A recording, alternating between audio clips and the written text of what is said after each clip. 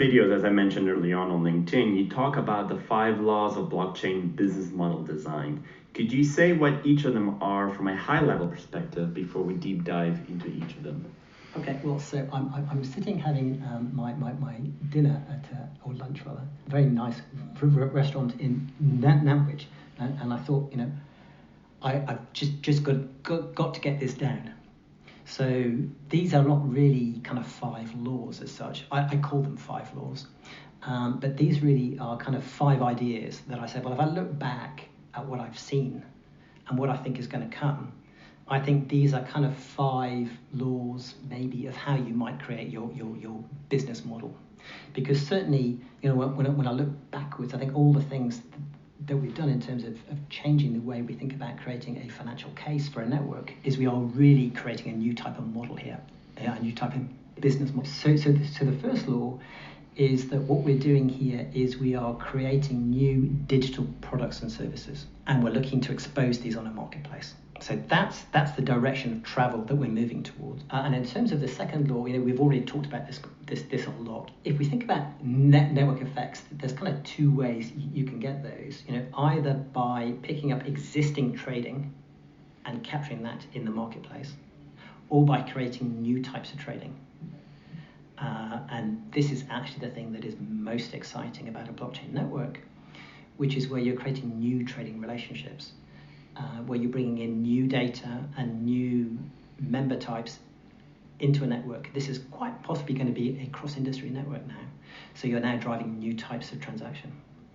So it's all about trying to increase network effects and find network effects. Remembering, of course, this is not a Facebook model. So we don't have one person in the center that is benefiting, thank you very much, from all of this wonderful new data. We have this neat, elegant way of making sure everybody can govern their data, and we have Mr. Governance making sure that it's fair and democratic. So this is the new ecosystem collaboration that is driving the new marketplace. So the third law is really that point around incentives. Governing function is God in our networks.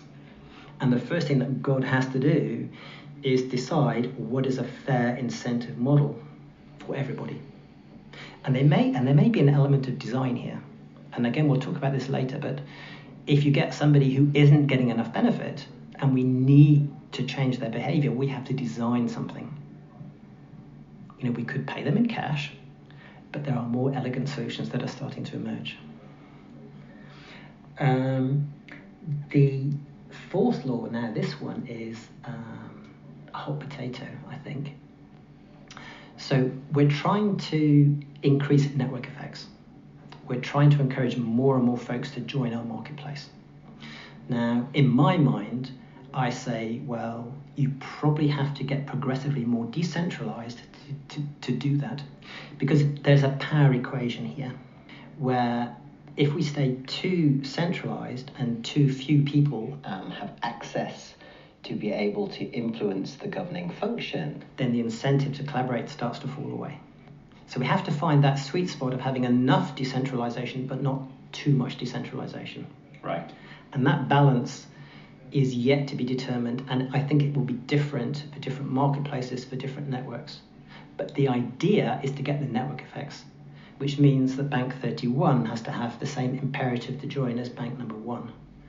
And if the 4 big banks at the center are playing God, then Bank 31 might say, well, no, thank you very much. Yeah. So we have to try and find that magic sweet spot, recognizing there could be another layer of competition on top, because we have ecosystem collaboration and then we have new forms of competition.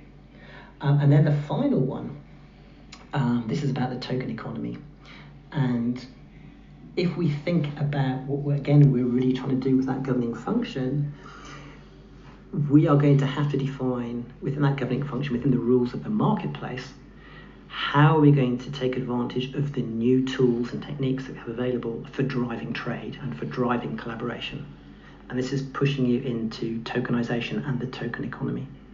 So that's like a fifth area, which I think is going to become increasingly important as we move forward.